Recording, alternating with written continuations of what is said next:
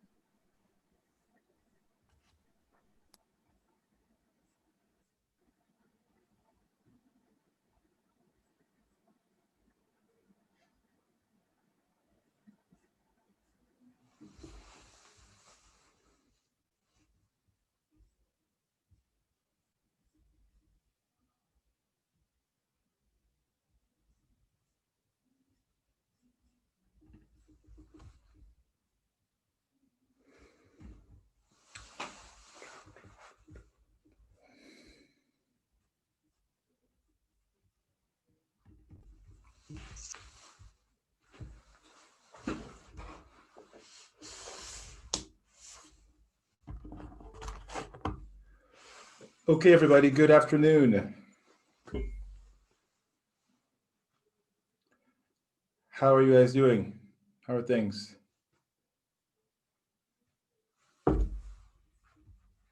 Pretty good. So the exam, turn those in on Sunday. How did that go for everybody? It was really long. It was long, Ashley says, like in terms of like how much you had to get done, how much you had to write. Yeah. So did you I use the agree full with 2 that. hours? That was quite long. The study guide helped a lot, though. Good. So we're gonna get to work on those, Devin and I, and see if we can get those graded as soon as possible. I think the essay ones should all be back to you now, so have a look at those as well. I'm working with Devin on some ways we can make sure that everybody's on the same page for essay 2, which is ways down the line, but so that we can improve. If you were not happy with your grade, you can know what needs to happen in order to continue to get better. So for today, we're going to keep talking about the Meiji period. I'm actually a Meiji historian, so this is a time period that is, for me, of great interest. I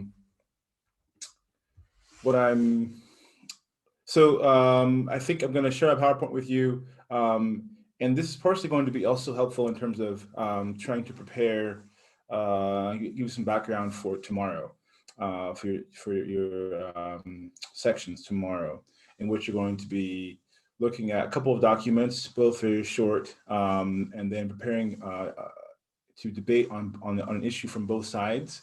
And then at the beginning of your sections, you'll be assigned a group, the for or against, basically for or against the argument that Japanese colonization was good for Korea.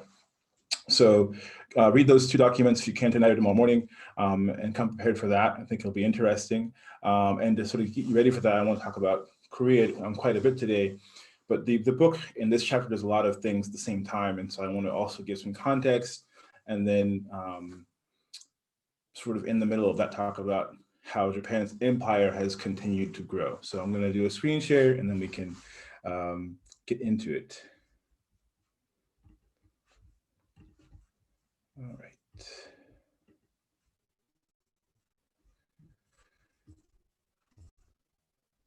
All right.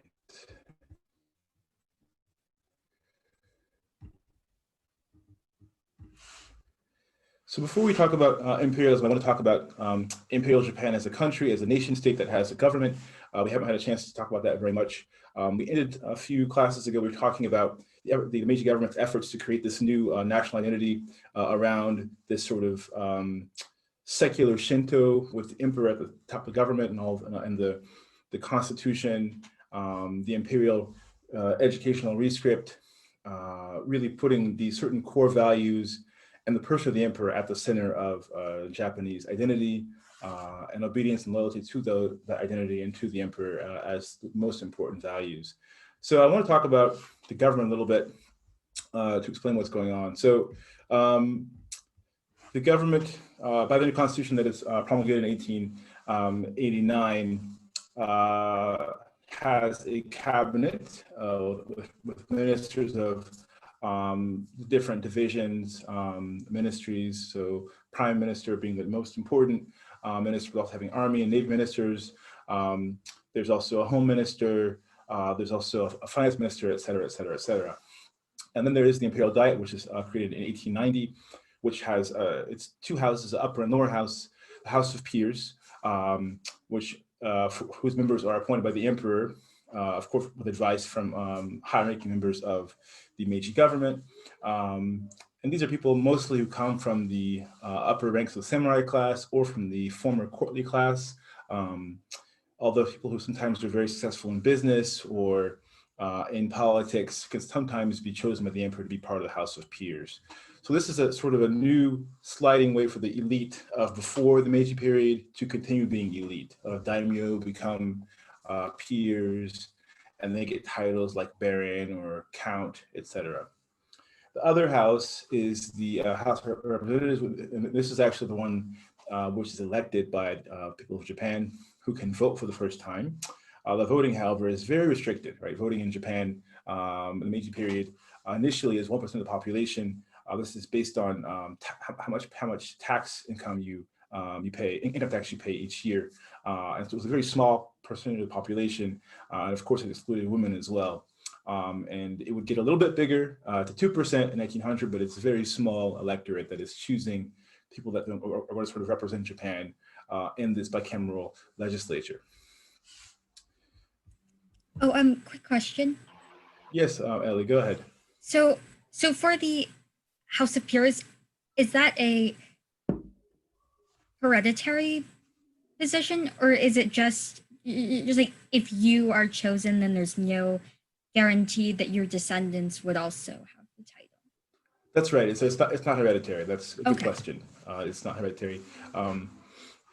Some people do sort of manage to have their sons and their grandsons become peers, but it's not a given at all. So good question.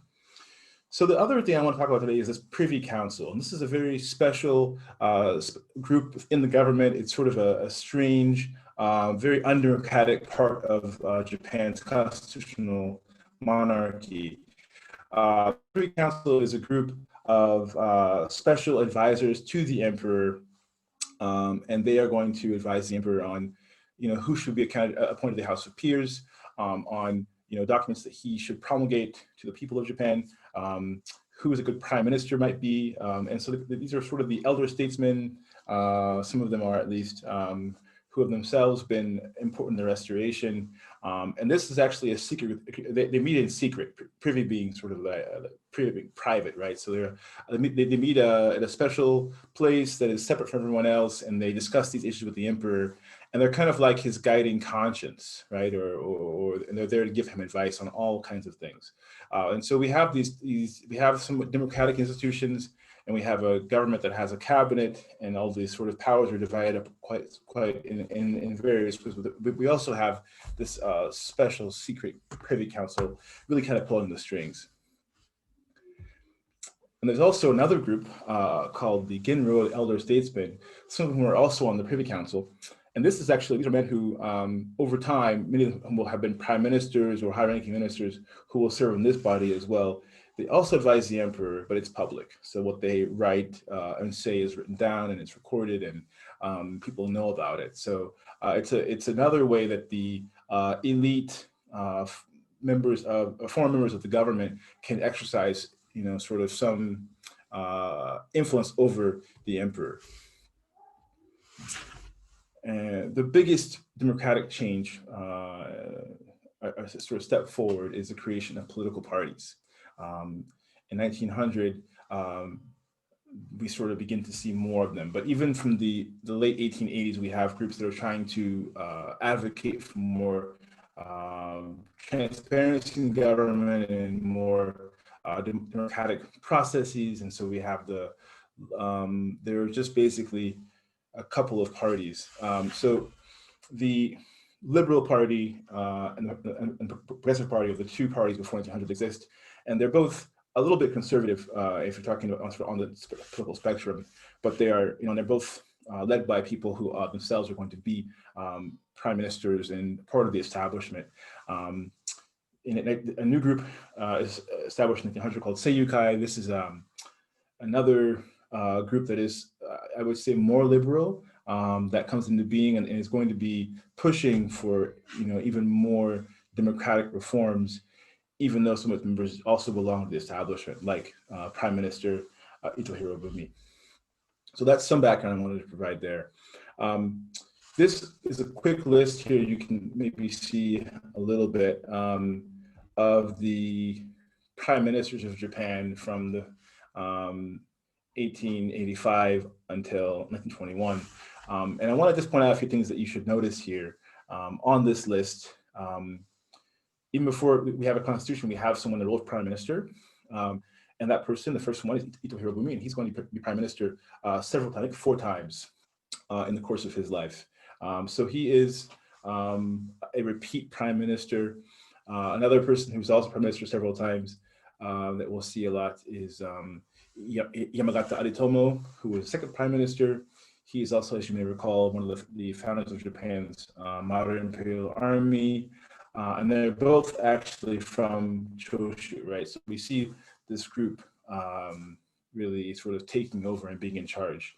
Another person who will be prime minister more than once is Katsuo Taro, who is prime minister in the Meiji period and twice in the early 1900s. And many of these figures, they are sort of the proteges of the earliest prime ministers. So we have a lot of sort of nepotism and sort of preparation and the power that sort of comes from being the favorite young politician working with Ito Hirobumi or with Yamagata Aritomo. It results in being able to, yourself become prime minister. So it's a very close-knit, closed, very tight group of officials who become prime minister. And when they retire, they become Ginro, or elder statesmen, and they oftentimes also become members of the secret or privy council. So the government is very democratic on paper, right? In fact, has a lot of behind closed doors, secret, and also sort of undemocratic processes that are actually making things happen. And if we actually look at the people of Japan, how they're reacting to this, they were not necessarily happy to see that things were going this direction.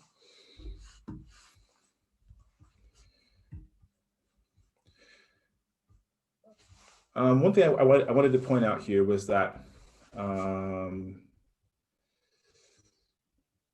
going to try something quickly. Can everyone still hear me okay? Yeah. Yeah. Okay, thank you, Danny. Okay, great. So the democratic current that was supposed to be taking Japan forward in this new modern period is at each time sort of checked by some, I think, pretty deliberate moves by the government to suppress the sort of civil rights and the freedoms of the people of Japan, because they were really afraid of the masses, what they might do, how they might undermine Japan's quick progress. One of these is the Press Ordinance of 1855, which essentially makes it illegal for presses to publish things that are slanderous of the government, especially of the emperor. This is actually going to be repeated several times throughout the Imperial Japan's history. The first 1880 ordinance on public meeting is also an important milestone. It prohibits political meetings and public meetings that are going to again be dangerous to or to challenge the ideals of the Japanese government. And in 1900, the Public Order and Police Law is the first of a series of laws which makes it illegal to do things like criticize the emperor or to criticize the government, the kind of government that Japan has. So things like socialism cannot be discussed legally. And the underlying message is that this law is supposed to keep order. So if you are a threat to order in Japan and to the safety and order of the country, of the people of Japan, then you can be arrested.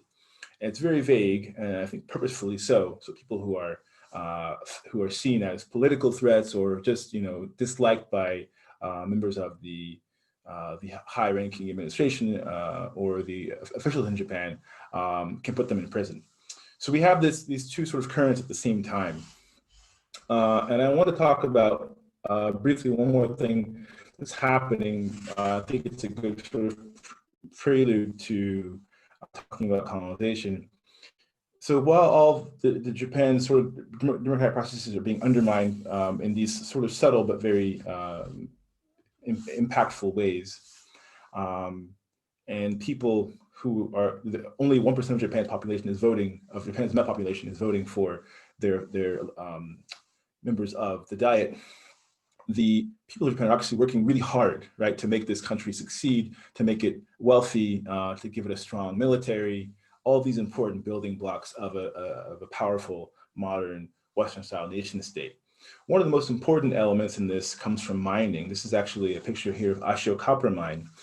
This is a copper mine that dates back to the Edo period, but with the rise in industrialization throughout the world, in fact, right, copper is very important for all kinds of things, like telegraph, and then they're on telephone wires, all kinds of electric wires that are going to require copper. So Japan's copper mines become very important in that sense, and Ashio copper mine is one of these important copper mines.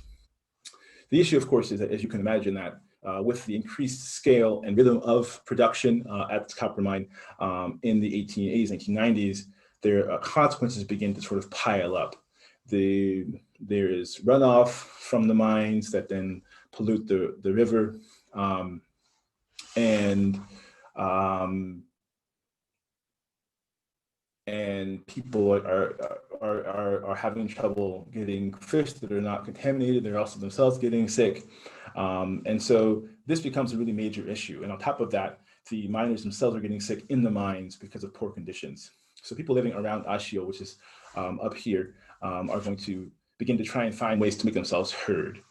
Copper is an important export for Japan, and this one particular mine is almost 40% of Japan's copper came from this mine by the 1880s. And so when these workers were dissatisfied, it was very important and very visible. I mentioned some of the things like the water not being of a good quality.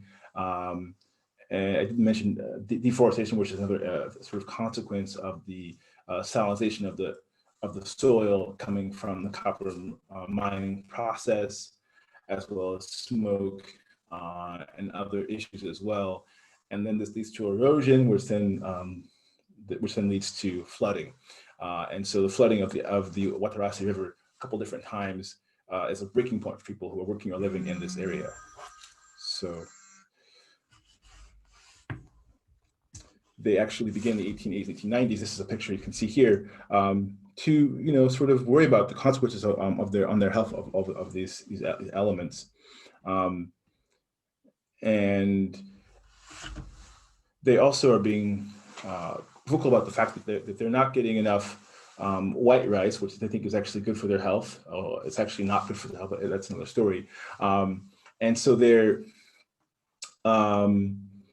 having to actually pay a lot to get rice because rice at this point is actually being imported due to rice shortages in Japan.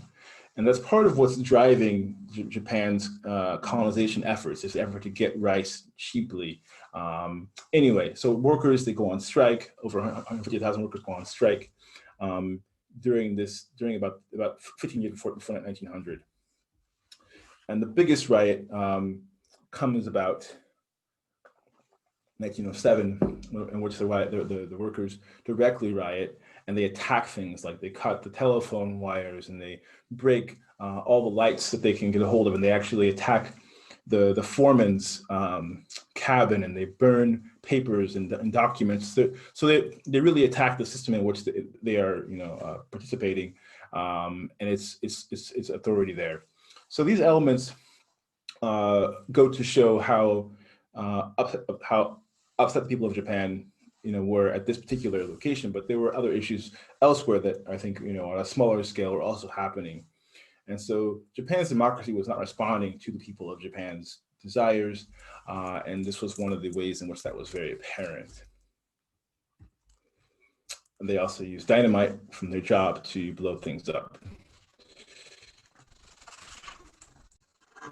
1909, this copper mine dispute finally comes to termination because a Christian socialist activist steps in and is an intermediary between the miners and the government and the mine owners, between all three of these groups. His name is Suzuki Bunji, and you'll see him probably in this chapter, but also in chapter 9 as well. But he establishes Japan's first labor union, the UICA, in 1912, and but even before that, he's the person on the front line trying to bring workers' demands to owners and officials. So through that, he becomes well known. He creates this first union, which, because it's successful, is not immediately sort of banned or outlawed, and this will grow into Japan's Greater Japan Federation of Labor, the Sodome, in 1919, which is still Japan's biggest labor union today, with people from all over the country. And when things in Japan are not going well for workers, this is the group that sort of helps them to strike and do so effectively. But because in most cases, up until 1920 or so, Suzuki Bunji is able to avoid industry shutdowns on the whole by negotiation and conversation. We see sort of a corporate, they don't embrace, but they tolerate this unionization. Another element that is sort of pointing to Japan's volatile situation, also again relating back to these ideologies that have been outlawed, like socialism, is the high treason incident of 1911. So in 1911, there is a conspiracy, or a so-called conspiracy, to kill the Meiji emperor. The government acts very quickly on the information that they have, and they round up 25 leading leftists, anarchists, socialists, anarcho-syndicalists, Fabian socialists, all the people who are thinking, who are leftists, and bring them together, and they charge them with this conspiracy. Now, what is very clear is that none of these figures had any real desire or means to kill the emperor, and so this was clearly a sort of an overzealous and very purposeful political attack. And they were able to apply the Article 73 of the Constitution, which Criminal Code, which makes it illegal and punishable by death to attempt or plan to attempt to harm the emperor or the imperial family. And they level that charge against these figures, and mostly because a lot of foreign intervention, a lot of bad press, they don't execute all 25 of these leftists. The ones that they could not make any case for them having been involved mostly get off the hook and just stay in prison for a while. But the most important, the most famous ones were executed. And this was definitely a way to punish dissidents. And so I mentioned this because as we have Japan becoming more powerful and as a player on the world stage and wealthier, the presence of dissent, right, is very dangerous to the appearance, but also the reality of unity for Japan. And so this is one of the ways that they dealt with that. Here you can see a picture of Kotoku Shisui, a very famous anarchist who brought a lot of the ideas from Russian anarchists at the time, like Peter Kropotkin, like Tolstoy, who, as well as socialists, to Japan and popularized them as well. You can also see Kanosuga, another revolutionary thinker, and you know, I would call her a radical socialist. Also, you know, with no real role in this plot, but who were also executed. So I mention this because this incident epitomizes the undemocratic nature of the Meiji state, even though there is a constitution, even though there is a legislature that has, you know, who has reps that are elected. This is a reality that we're talking about here that goes along with the Public Order and Police Law 1900, and it goes along with the Press Ordinance 1880 and the Public Meetings Ordinance 1890. So anyway, let's get back now to imperialism. I think we're okay on time. So one of the ways in which the Meiji government is able to get so much momentum, right, and that they're able each time to call on Japanese to do their best and to work for Japan's benefit, is to show them how Japan's star is rising in the world, right? When Japan defeats China, mighty China in 1895, they can say, this is thanks to you, people of Japan, for your work in armaments, for your work as soldiers, for your work as families who create soldiers, and for your work in morale boosting throughout the country, right? So this is a really big deal. And one of the reasons that Japan's government has to keep doing this exercise of showing how great things are going for Japan abroad is because, in fact, there are these moments where they are sort of turned back or they're reversed. Not by Japan's own sort of fault, but because, in fact, the Western nations will not let Japan sort of celebrate and benefit from its new and ever-increasing military might overseas. We discussed last class that by defeating China, Japan, for example, among all the things I mentioned here, was given 2 colonies, right? Taiwan and part of what would later become Manchuria up here in the Liaodong Peninsula. What I didn't talk about last class, what I want to talk about today, is what happens next. The Western powers, including Russia, do not want Japan to have so much of a direct influence as a colony in China proper. And they're worried about their own interests. All their treaty ports that they have in China themselves, the French, the Russians, the Germans, the British. And so they're worried that having Japan as a competing foreign power with an actual colony in China will mess things up for them. And that may have been, you know, a valid concern, but acting on that, Japan is sort of forced to agree to give back Manchuria, or to give back the Liaodong Peninsula to China, to allow China to remain more whole, of course, right? Even though we know that China at this point had been carved up by all the Western powers. But anyway, they return China and China's peninsula in exchange for a larger indemnity. And that was, you know, what was agreed upon.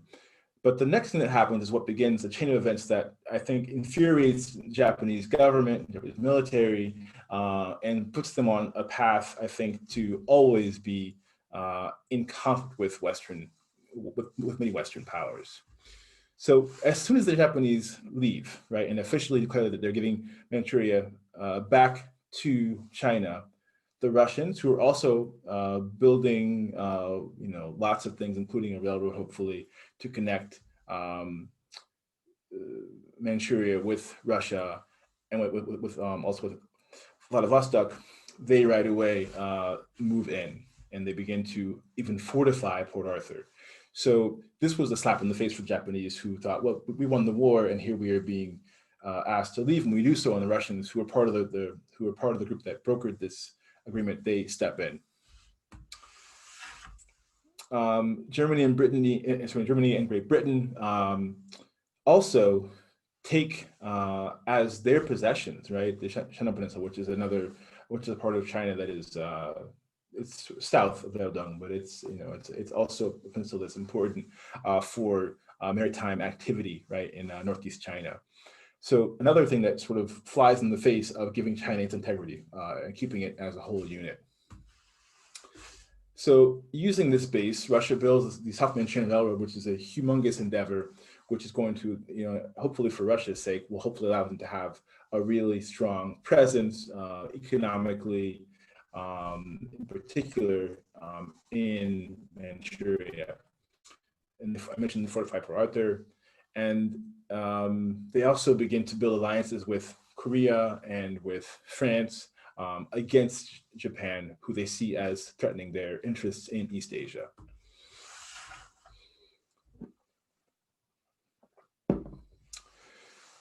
So this was a difficult thing for Japan to deal with, and we'll see this pattern happening again of victory and then the reversal of the victory in some ways. In 1899, China explodes in a very well-known the Boxer Rebellion, which is essentially an eruption of the country into men for the most part, although there are also women who form their own groups, who were unemployed, coming from the Shanxi region. So that's sort of central China. They were unemployed, and they were they were restless, right? And they felt very frustrated with their prospects. They practiced spirit boxing, which is a sort of a calisthenics, a exercise regimen. But as part of that, some of them also took part in a sort of higher level of spiritualizing activity. They would eat talismans that would give them, they thought, superhuman abilities, and perhaps even invincibility to bullets. Excuse me. And so this was the group of people that began to travel more and more outside of Shanxi, and they grew to several million. And they directed their attention against foreigners in China.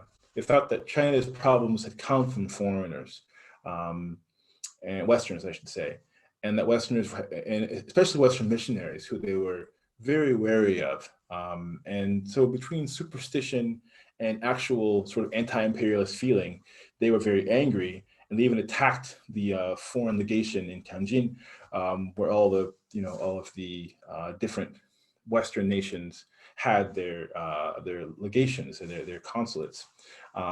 So this was an act that was outrageous, and it was very in your face. And eventually, the Empress Dowager of China decides to even join forces and not to oppose, I should say, the Boxers, and they begin to try and throw Westerners out of China.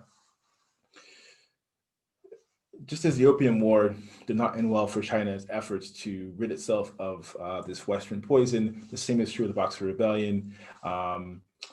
The Western nations and Japan stepped in and put down this rebellion, and this was a very big challenge, but they were successful, and the Japanese in particular were very, very prominent in this effort. So I won't go on more about that, but so the Japanese have really become part of the international community and the imperialist community in China by this point. Even though they aren't allowed to have a colony in China, they do have their foreign legations like the other like the Western countries do.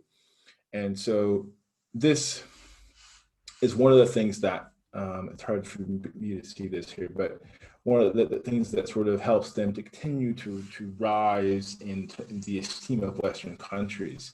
So Russia and Germany, the US, Habsburg Empire, Italy, Spain, all these Western countries, they signed the Boxer Protocol, which is essentially trying to punish China for not being able to govern itself, and to set it on, the road to reform. But the reality is that it actually makes it impossible for China to ever come back and be a strong country again in its current dynastic state. The generals were executed. The officials of the imperial court supported this rebellion. They were also executed. There was a German ambassador who was killed by Boxers, and so Germany was able to exact a moratorium on arm imports for China, which, if you can imagine, China trying to modernize its military becomes impossible without being able to import Western weapons or technology.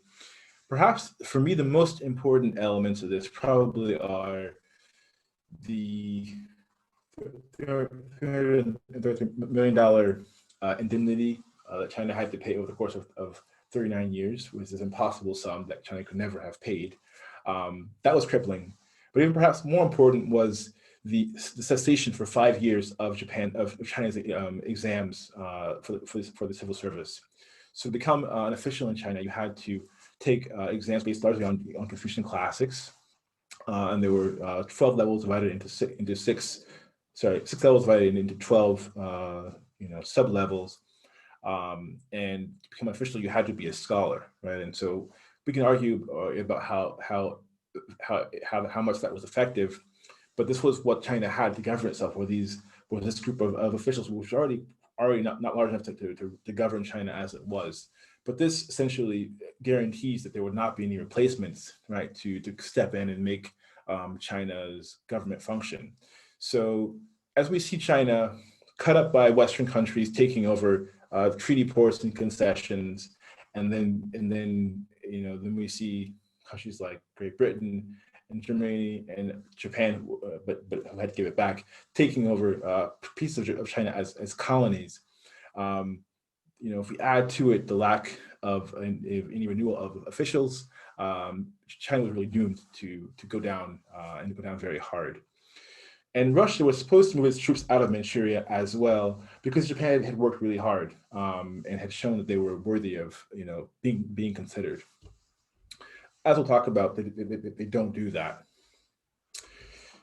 So between 1900 and 1902, Great Britain has a change of heart. They begin to see Japan as perhaps an ally and as at least a check against the continued growth and power of Russia.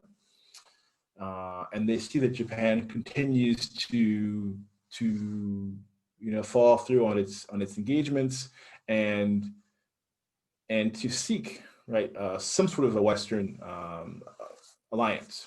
And so 1902, the first non-Western alliance, with the first alliance between Japan and a non-Western country,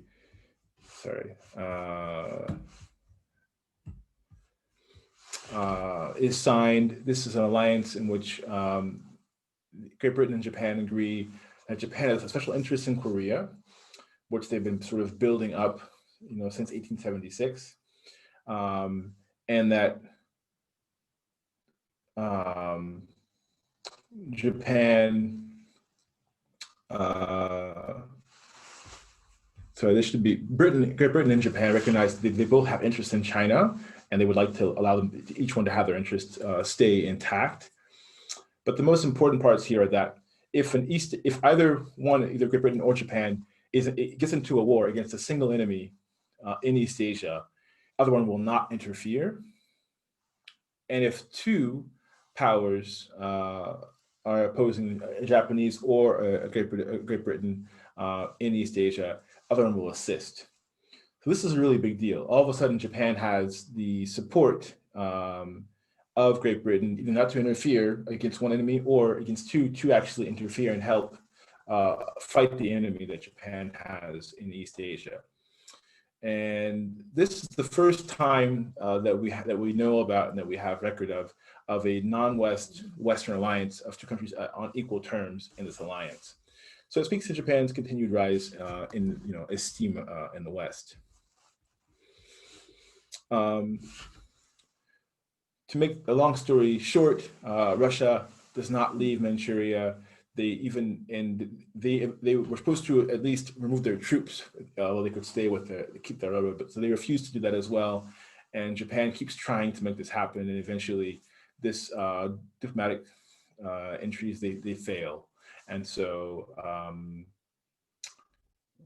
in that situation, Japan actually attacks Port Arthur, the most fortified part here on the peninsula, and the seat of all of the most important location for the Russian forces.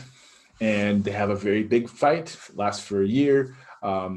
There's a sort of naval victories for Japan and land victories for Russia. But in the end,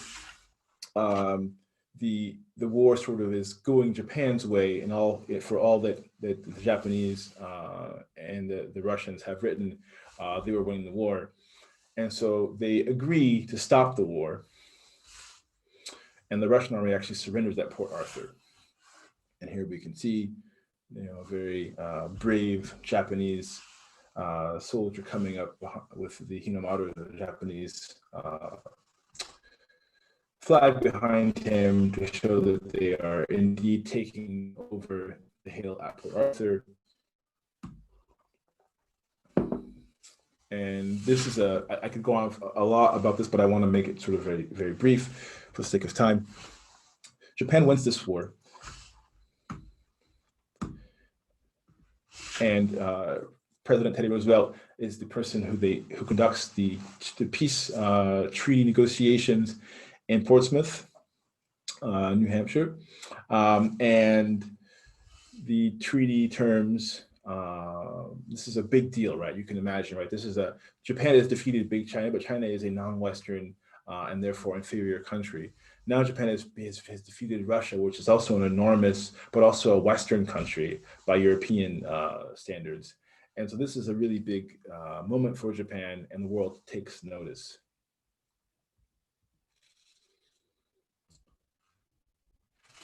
So this treaty recognizes Japan's supremacy in Korea once and for all. It establishes that, in fact, Korea will be Japan's protectorate, to be taken care of and held, and keeping its integrity in place. And very importantly, Russian holdings in Manchuria, which they had not wanted to give up or stop guarding, including the railroads and the territorial leases, they transferred to Japan. And I will talk about the rest of this. It's not very important for today, but they really get a lot out of this. This is actually a big victory for the Japanese. They don't get very much money. They don't get and we'll probably not have time today to discuss that, but one of the things that the people in Japan are waiting for when they get news of victory, right? As they've been told that they've done well in producing soldiers and armaments and materials, they were frustrated that they were not given, having won, not given a larger indemnity. But we'll keep that for another time. Let's talk about Korea in preparation for your activity tomorrow. So Japan is now sworn to protect Korea at 1905, and it is the country in charge of that process. But in 1910, Japan annexes Korea, officially makes it a Japanese colony. It sort of begins with Japan having lots of investments and infrastructural elements that are placed in Korea, and then placing a military in Korea to look after those investments and make sure that they are not sabotaged by Russians or Chinese or Koreans. And then from there, the increasing business presence and military presence in Korea is only a small step from the annexation. So in colonial Korea, there are three phases that we talk about, we can identify. And from the very beginning, Japan sends over a governor general. And the first governor general actually is Ito Hirobumi. But anyway, that's another story. So the governor general is the person from Japan who is in charge overseeing the colony of Korea. So you see a similar structure here to what we saw in Taiwan. But we also have a Japanese police force, And we begin to also see encouragement of immigration to Korea from Japan. And as we talk about sort of Lenin again, the safety valve effect, people from northeastern Japan, the Tohoku, are going to begin to going to be encouraged to move and to try and make a living in Korea.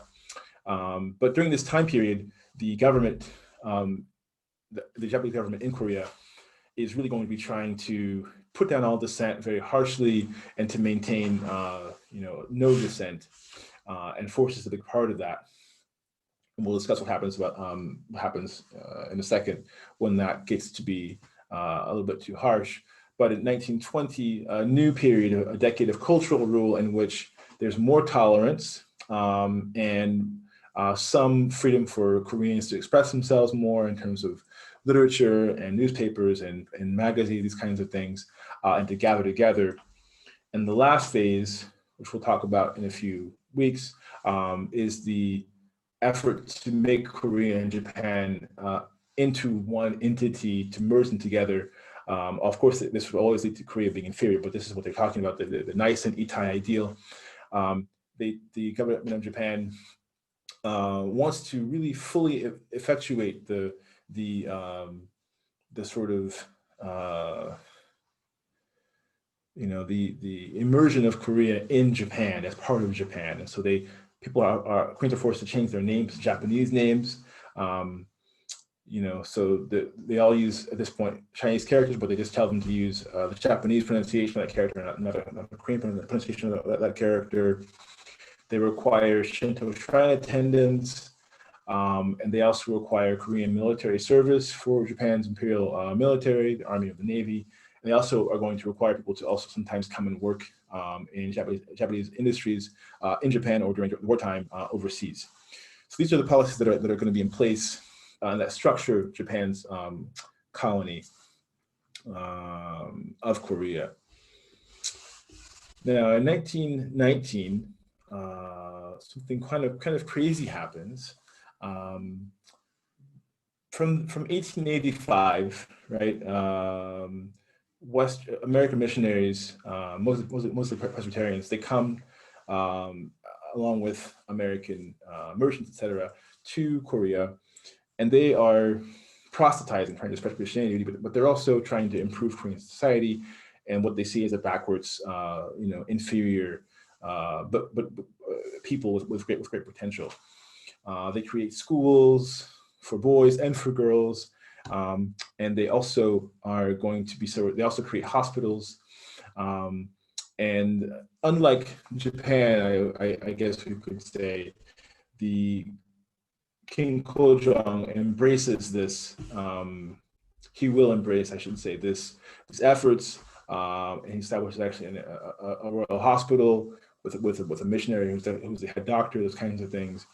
So to get to the end of that story very quickly, these missionary schools and the missionary educated, oftentimes Christian Korean youth, so sort of college age and young adults, are the ones who are so fully immersed in ideas of democracy and liberty, right, and equality, and so they're the ones who, and also who actually also speak English now, they're looking past Japan to the United States as their model. And they oppose Japanese colonization. And Japan, so in fact, in the Treaty of Versailles, which is signed to end World War I, the Korean delegation attended the Hague Conference to try and, the Versailles, the negotiations, I should say, and tried to argue that their country should be an independent country, but they were not allowed into the room to express these points of view.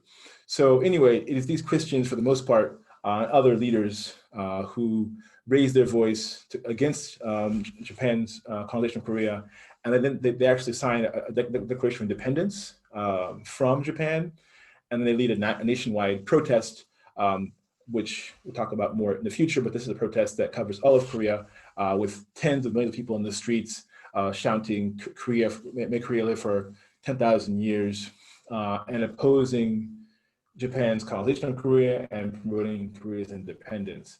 This is the period after which Japan's policies, well, first the crowds are treated very harshly and there are many deaths, but afterwards the policy does soften because the world is watching. So as you go to your groups for discussion tomorrow, you can think about that issue about suppression and later on policies like assimilation, those kinds of things. But you can also think about the fact that Japan did bring railroads, telegraph lines, telephone lines, rivers, more modern sewage systems, schools, so many great things to Korea. So read the pieces that I've given you on Moodle to get those 2 points of view, and then use those to prepare the arguments, one of which will be asked to defend by Devin tomorrow.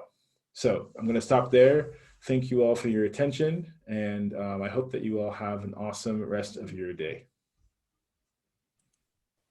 Thank you. Thank you. Have a nice day. Have a nice day. Thank you. Thanks. Thank you. Thank you. Thank you.